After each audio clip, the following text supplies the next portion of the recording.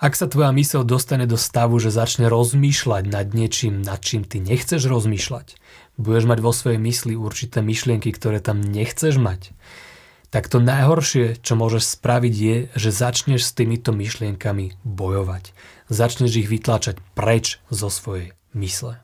Pretože týmto len upozorníš svoju myseľ na to, že tieto myšlienky sú pre mňa nejaké dôležité a samozrejme výsledkom bude, že ich budeš mať vo svojej mysli viac.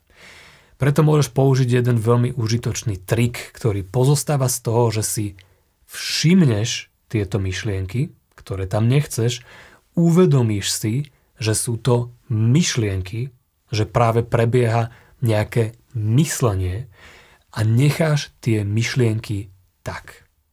Neutekáš od nich, nesnažíš sa ich potláčať, nesnažíš sa tváriť, že tam nie sú, skrátka priznáš ich existenciu, áno, ste tu, je tu myslenie a ďalej to necháš tak. Povaha nášho myslenia je nepermanentná a je nemožné, aby sa tieto myšlienky, akékoľvek myšlienky, dobré alebo zlé, udržali v tvojej mysli na veky. Tak ako vznikli, tak aj zaniknú. Ak im k tomu necháš ich priestor.